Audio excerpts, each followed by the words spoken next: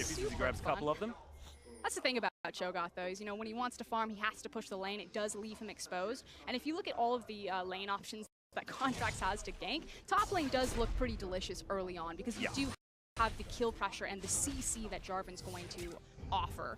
That said, Contracts, I feel like he's just going to spend a lot of his time trying to hunt or play around Sejuani. It doesn't feel like Nidalee is that sort of ganking jungler, no, that wants to get into the enemy jungle and really mess him up. And hunting Sejuani's is certainly something a lot of junglers have figured out is a great idea, just because she doesn't necessarily have all that power in the early game. He is just looking to steal away this Gromp, though. And he's miles and miles away from Shern at this particular stage. So we'll see where he goes. Looks like he's considering the Scuttle Crab.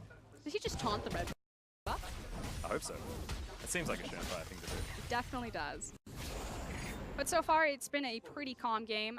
It was sneaky and Smoothie ending up late because they did leash for Contracts there, whereas Karma and Caitlyn got to walk directly into the lane. So they should have control and push priority down there. And I'm curious how Shernfire is going to translate that into grabbing deep vision on Contracts jungle. Again, he needs to get eyes on this guy so he can stay away from him until Sejuani really feels strong in the mid game. And as we look down towards the bottom side, no relic shield shenanigans being picked up by any of these AD carries. It's going to be the swords and shields as King utilizing that extra range, meaning that he can pick up that Doran's blade and be a little bit more comfortable. But Sneaky farming out quite nicely, despite the fact that the shove's certainly going in favor of the Direwolves, as you might expect with the amount of push pressure that you have with Karma and Caitlyn. And so far, Shernfire set them up for success in the bottom lane, King and Destiny, by grabbing an early Scuttle Crab, by placing deep vision down there so they can afford to be that over-aggressive and that extended forward, trying to punish the tower, trying to punish the Janna lane. I'm just curious if it's going to remain consistent like that, because if King and Destiny want to play that far forward, yeah, it's not a great lane to gank, but Contracts could just peek his head down there. As we have a peek into the mid lane, you mentioned Jensen, certainly the player that C9 like to play around. Fantix has had basically the highest CSD numbers since he started playing professional League of Legends in Oceania. So still, he's farming out great, but the Justice Punch is going to come in, and he's going to get taunted up. Spear lands from Contracts, jumps forward. There's the flash to follow for the first blood, and Contracts, you'd expect him to be in the mid lane, but it's not always successful ganks that come out. Fantix, that's a problem to start things off for the Direwolves.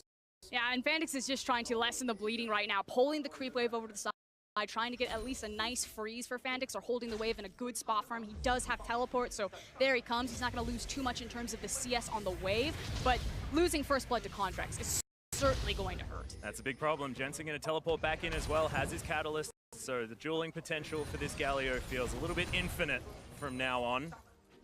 And this means that it's basically a nullified matchup anyway when it's Corki versus Galio. He's going to farm things. Corki's going to try and impact the lane, but really you're a Galio. You tend to shrug when it comes to a lot of that pressure. But it does get that much easier to try to punish Fantix because he doesn't have his flash. Yes, he has his Valkyrie, but Contracts showed that it doesn't necessarily matter there. Did also burn his own flash in return, however, as Jensen, actually, getting pretty aggro. Yeah, misses the punch, but gets the passive. It's about so the thought. That's going to be fine. As we have a look at this gank, it was pretty picture perfect from the mid and jungle from C9. And that's the thing, we know that C9 are going to be about Jensen in that mid lane. They offer him so much, and I asked the question, what is Contracts or Smoothie setting up and sacrificing him? Smoothie's probably going to be locked down because he's on babysitting duty for Sneaky, but Contracts can spend all day around that mid lane or even ganking the mid lane. Yeah, well, good news for Direwolves fans is the fact that it hasn't affected farm too much. Fantix having a better time than at least Team 1 did. Big There's wave the Cataclysm, Impact going aggressive onto Chippies. He actually can't get out of here, but thankfully not a lot of damage as the spear is going to land. That's going to finish him off. Meanwhile, on the bottom side, King able to pick up a kill against the flow of what has been C9 domination. But man, both solo lanes being taken down, and we mentioned this is so key for the Direwolves win condition. But it's usually not in this lane, that's the thing. They are so reliant on Chippy's ability to play a side lane, on Fantix having control of the side lanes himself. Now in this composition, it's not necessarily about the Cho, but it would certainly help for the Corki. It's not usually King and Destiny about to take this turret that are getting these early kills. It's fine, Jarvan's got a steroid. Oh, but the creeps! They're gonna die, there it is. Okay, so first turret going over to C9 as well, settling about a 2,000 gold lead for the North American squad. But this is actually really important. Because yes, the towers are dropping really early, but why this is important for the Direwolves in particular is because they've really struggled to try to play cross-map reactive plays. We take another look at this. I guess it's not a solo kill. 2v1 in the top lane. That feels good. It's one spear, I guess you could call that partially a solo. Is just going to have a look at Smoothie being taken down on the bottom side as well. Oh my god, Destiny. That's a lot of damage. Point blank. Yeah. It's like, we gotta respect the 80 carry. That's the one doing all the damage. No. It's all about Destiny. Smacking them in the face. Of course, shot call up for the Direwolves as well. For those less familiar with this team, the man has played 3 roles professionally, I believe. 80 carry, mid, and now support. He's also been a coach. He has. He's certainly been around the scene as John is trying to hold on to this tower, but it should fall in this rotation. And as I was saying, Direwolves usually don't take structures this early. Now, they got the Karma Caitlyn matchup. Of course, they're going to have a super heavy pushing lane. This is to be expected. Not necessarily the 2v2 solo kill, but certainly the tower falling. You know, that's not on Sneaky or Smoothie. That's how that should play out. But when the Direwolves have an open map, when they need to start coordinating where they're rotating around or being in the correct lanes, understanding their win conditions on that open map, that's when they start to falter. They're really strong in isolated, lockdown lanes. So I'm really curious to see what they've learned over the course of their Korean boot camp, and if they can keep up with the setup of Cloud9. Well, it seems like already their focus has changed because Chippy's falling down very, very low. C9 will be able to take this Cloud Drake to start things off. You can imagine Direwolves not too upset about that because Clouds just don't get all that much respect. I'm personally a big fan of Cloud Drake just because, you know, rotations are fun. I've spent a lot of time in Korea, but not exactly the most coveted. Jensen's going to be handed over a blue buff as well. So theoretically, C9 coming out ahead with a lot of extra objectives. Direwolves not going to be too upset. Here comes Shern, though. He's actually slipped in underneath this vision. Yeah, Destiny's going to flash forward. They're looking for a kill onto Smoothie yet again. So that's a great Monsoon to get them out of the way. The disengaged Queen herself is going to once again reign supreme. Yeah, compensating for the fact that he doesn't have his flash, but it doesn't really matter because he had his ultimate. So still drawing a lot of attention. Unfortunately, Direwolves move a lot of their pieces down bottom. They already lost the dragon. They've already taken the tower, so they don't really get anything other than the ultimate. It does mean that C9 do have to get out of that lane. A lot of respect now for this Caitlyn, who is ahead by about 14 CS. You say that, but Cloud9 actually funnel a ton of their side lane farm onto Sneaky, and you can actually see him creeping forward. But speaking of creeping, here comes Contracts. Yep, and there it is. The heroic entrance going to come down as well, and despite the fact that that spear didn't land, Contracts is still going to hop over that wall and steal away the kill. Oh, that is 3-0 now for the Nidalee. That's 100% of the kills for Cloud9. But this is a good counterplay from Direwolves to at least get some chip damage here now. C9 are setting up for a flanking maneuver, but Jensen probably doesn't want to take it without the ultimate. Gunfire does at least land the Arctic Assault, but it's not too much of a worry here for C9 as there are no more creeps. King's just going a little bit aggressive in his movements at least. Can do so with the added Inspire Shield, giving him some movement speed and some protection. But while this has been happening, Impact's still been left alone on that tower. Yeah, and they pushed this one up, so a lot of farm is now going to go missing for Chippies. Chippies is not having a very good time. So if we go back to the Twitter banter, it's just bad news bears, really. I think Impact still doesn't really know who he is. He's like, oh, that's a glorified cannon creep. I'm going to take him down. I was going to go for Bug, but cannon creep's probably pretty effective at this point. No, that's very, very rude. Chippy's just been preyed upon. We saw this actually happen. Bruiser not having exactly the best time in the mid lane, and now it's a bit of a top focus. Oh, Fantix blocks the Justice Punch for the escape, and we do actually have the snare coming in. Jensen taking a lot of damage. King's here to try and augment as the Ignite's going to burn down, but Peacemaker's not going to be enough to lock down that kill. The ultimate's there for King, though. He probably should have started channeling that one. Just didn't have enough mana. Maybe also didn't have the confidence there. I mean, he led with a lot of his... Do you really need to have confidence to press an R button when no. you're just safe in the mid lane? But the thing is he like led with all of his abilities, so he thought he could like walk it down instead of relying on his team to just use the ultimate. Jensen gonna go back and just pretend nothing happened as he teleports back into lane. Does mean that they're not necessarily going to have that teleport to move themselves around, but he will have that ultimate back up once again. And it's much like Shen, where you're not really too worried about just throwing your teleport around willy-nilly. But I do want to point at this, because this is what I was kind of talking about a bit before. Sneaky's now gone from bottom towards the top side. You know, this is pretty standard at this point in the game, but I want people to focus on, as the game goes later and later, where Sneaky is actually placed on the map. For my domestic region in the LPL, a lot of the time the AD carry and the support would be in the mid lane, and the mid or the top laner would be taking care of those side lanes. But Cloud9 a lot of the time will funnel that farm onto their AD carry and use him as kind of not like defensive protecting, hoovering up the farm in the mid lane, but using him for his pushing power and his safety on champions like Xayah, like Kalista, like Tristana, a huge pick for Sneaky. And then make plays and collapse around Jensen, who sits in the mid lane closest to everywhere that he can impact on the map. Well, you have a look at how the game's going. It's still around that 2,000 gold lead, maybe a little bit more now, but otherwise, not too much of a problem. If you're a Direwolves fan, I know most of you at home are not. Spear is going to land onto Chippies, and this most certainly is a problem, as the heroic entrance is going to come down, and Jensen is finally going to pick up a kill for the Cloud9 squad, who have been relying on contracts to do that most of the time. And that's what I'm talking about. You have Jensen in your mid lane, he's on the Galio. It means that he can, quickly pivot to top or bottom, whatever he wants. They just find a simple pick like that, follow it up with the Galio CC, and finally Jensen's on the board and not just playing support for this team. Yeah, and it's going to be Rift Herald to come out immediately afterwards as well. So getting the objectives, getting the kills, and I'm not even entirely sure why Chippies was there as well. I mean, we had Schönfire scoping things out. They knew that it was dangerous in that river. But you can also kind of understand why Chippies probably felt safe. He is Shogoth, he is the tank. So kind of peeking his head around his mid lane, naturally punished, but I can understand why he was there. Well, once again, 50 CS lead here for Impact. And I have to, to me, Impact has been one of the most impressive players on C9, especially during playoffs and, of course, the regional qualifier. He really has stepped up his game. The guy just seems to be able to get farm in any matchup or dominate the matchup entirely, and it's happening once again. It happened last time, it's happening now. Yeah, he was, fairly inconsistent, had a bit of his slumps over the regular split, but certainly came back very hard on the end of the split. And what I really like is, you pointed out, his ability to absorb and kind of control losing matchups. And then when you do give him that opportunity to carry, that's like the real strength of Cloud9 to me. The fact that they can carry from every position and they don't always have to rely on Jensen. Yeah.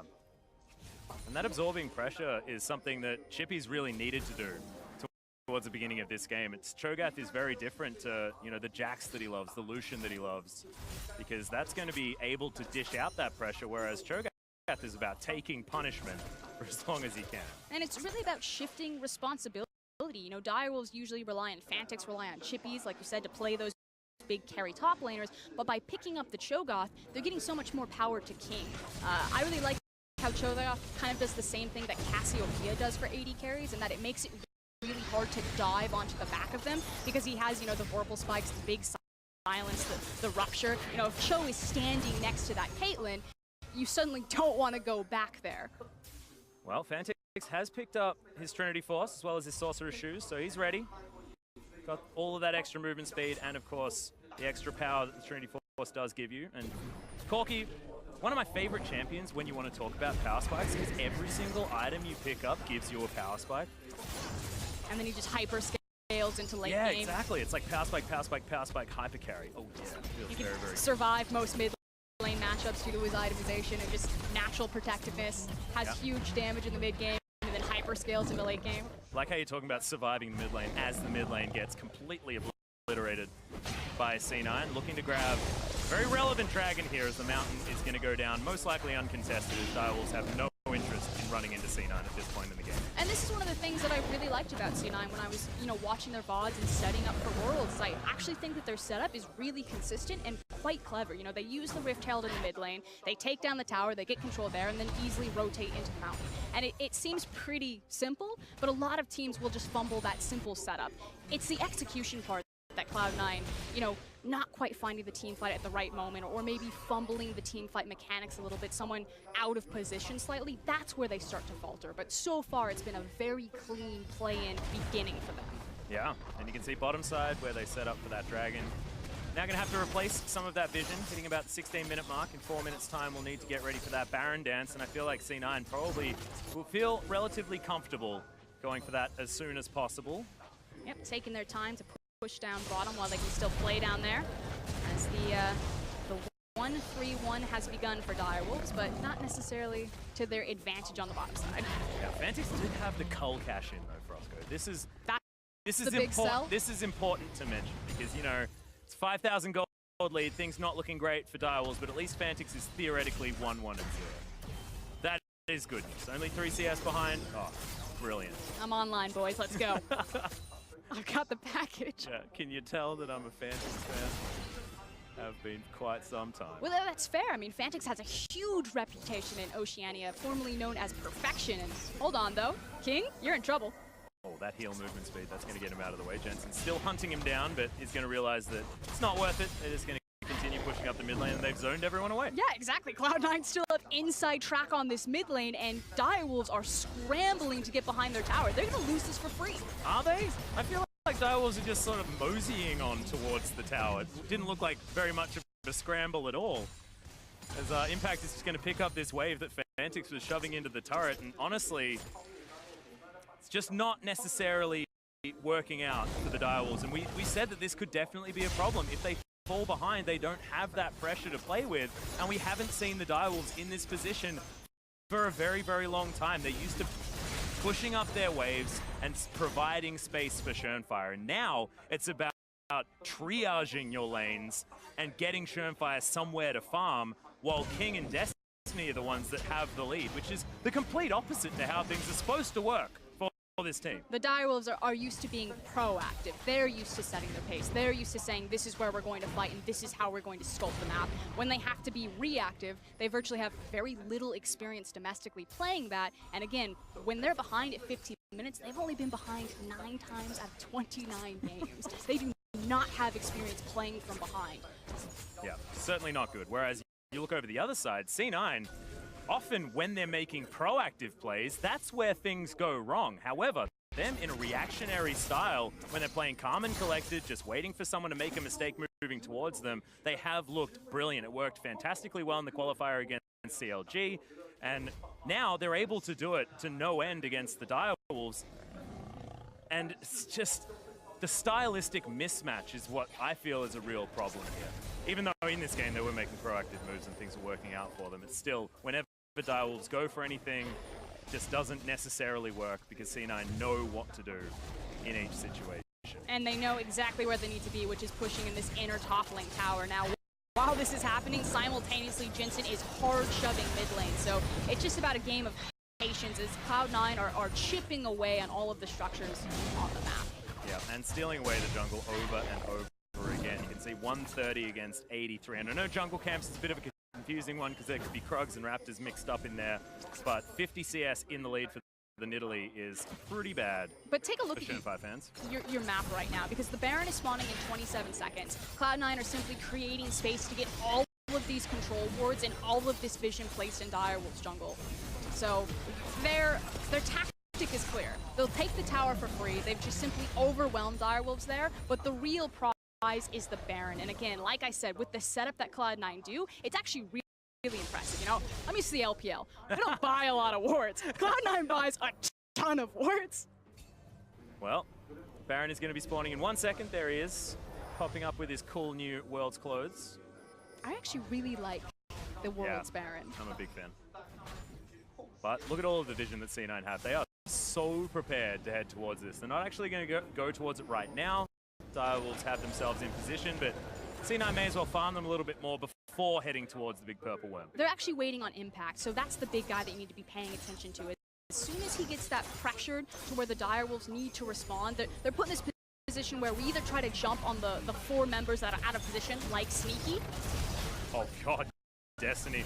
Didn't necessarily want to take that fight in the end, as Impact is going to teleport forward. Good Howling Gale's actually, he's going to knock him up. It was actually a rupture.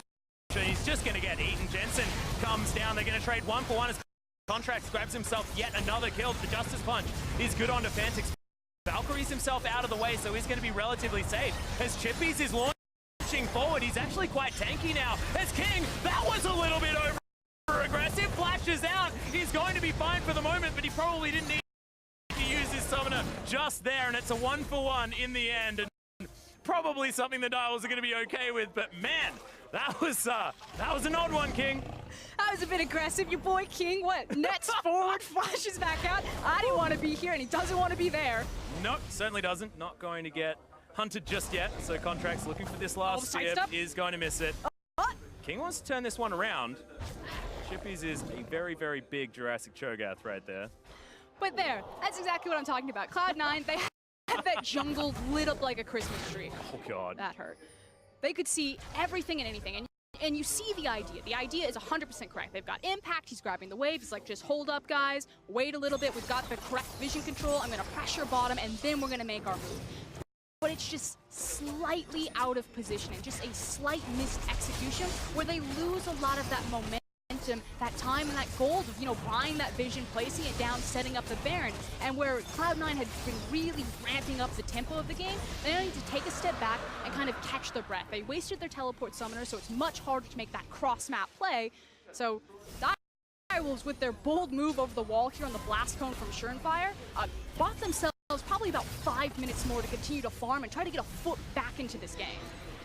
Now we've got to try and work out what King was trying to do here. That is the most important. I think he just saw greatness in his eyes and he decided to go for it. As coming into this fight, you know, Impact, the idea was correct. You teleport to the other side, but frankly his team was just a little bit spread out away from him. And here's the flash. Excuse me, the net. Now here's the flash. Taunt right on top of him, needs to get away from the Galio. Thank God Chippies caught the Falcon Punch there, so Jensen couldn't follow up. And then it's just a healthy disengage for Cloud9. I'm sure someone can tell us why he did that, but I personally have not figured it out just yet. I always say that it's better to have bloodlust in you because that's harder to train into players. Like, you want the player with the killer mentality, and then you just try to rein that in. Well, one thing I do want to point out is that Direwolves have a lot of control wins. One was just put down, but they've got 3 more in the inventory. I'm proud of you boys. That's what we need. We need the visions. 8,000 gold behind though, so we're not going to use that vision to be aggressive, as Surenfire is going to do exactly that. Contract's going down very, very low as there's the heroic entrance and impact. Massive cataclysm damage. Shern's going to die as well. Destiny, I believe, died incidentally as they were trying to kill everyone else, and this should definitely spell Baron. Shern dead, no smite, and C9 just looking to put the final nail in the coffin of what has been a very difficult game for the Direwolves. At Cloud9, they took their breath. They said, just run it back. We don't have the teleport, so this time Impact will play with us. They find their hard engage, just blow them up with the gold lead. 10K now in their favor that they've accumulated this game, and walk through with a free Baron. Yeah, 5 turrets now to 1 as well. They've got the pressure exactly where they need it, and this is with the low range 80 carry in Sneaky versus King on the Caitlyn, plus having a Corki there as well. I mean, when you think about pushing turrets, you think that the Direwolves have the composition that can do it, but with all of the control that Contracts has provided to this team, this Nidalee has been everywhere and honestly stifled the Direwolves from the word go in this match. And this is exactly what Cloud9 fans want. They don't want it to just be the Jensen show. We know and we have expectations for him. We know he can reach that greatness. It's the rest of the team now. They have the same thing in them. We've seen it from Sneaky going Miracle Mode. We know Impact can be a world champion. They just need to return to that form. Well, Arctic Assault is going to go wide as Smoothie. Takes a lot of damage here, but Impact going to get himself right in. Knocks up Chippies, but not exactly the right champion that he wants to be going for. As Surenfire, that Arctic Assault was an odd one, as Sneaky's going to be able to pick up that kill. And yes, it was a decent Glacial Prison, but there was no follow-up. There was nothing else, and then he decided to put his face into it once again. Just not necessarily working here in the Direwolves. I mean, I can understand this because you have to try and make plays. You have to try and do something. The idea isn't to lose slowly ever. You've still got to try and make plays because you're only going to win based on surprise at this stage. And even that is going to be extraordinarily hard. Now he did zone off a lot of members for Cloud9, but it's about who they're making the plays around. And frankly, Fantix is really the only guy doing necessary damage at this point. Because of how far ahead of the clock Cloud9 are, especially on their tanky members, even with the static Shiv as well as the Infinity Edge, King is still really reliant on needing that armor penetration before he's doing any damage really in these team fights. Oh dear. Taking another look at this one, it's the big Cataclysm, the Wombo combo from Impact that really sets everything up, as well as the fact that the teleport never comes in. So this is a 4v5 in favor of Cloud9. Yeah, and the Cataclysm in the perfect position there as well. Direwolves, 3 men struck by it, having to try and spread as much as they could, but certainly Destiny not getting out of the way of that one. We have a couple of flashes now up for the bottom lane here for the Direwolves, so can at least get themselves out, but it's just looking so scary, and that's a 12,000 gold lead, and this has been a statement day for Cloud9. We heard them say, we shouldn't be in this tournament. We should be heading straight to the group stage to start things off.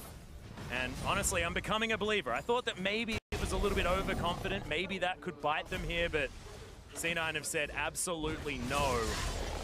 We said it for a reason, and it's certainly looking like that.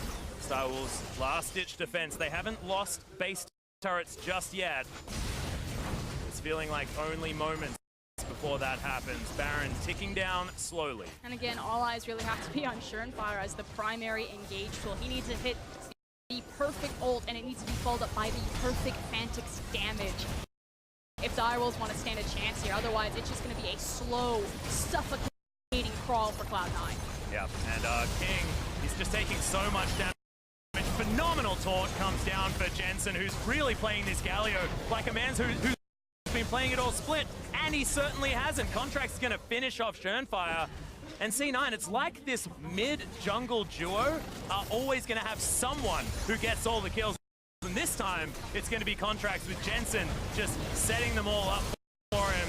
The Nexus turrets are now going to be falling down as C9 27.5 minutes into this game, looking to put the final nail in day one. And certainly the statements have been made. Direwolves, they were talking the talk, but the walk was more like a limp today. We'll see whether day 2 is going to be better, or whether their game to finish out the night is going to be better as well, because that wasn't enough. And C9 look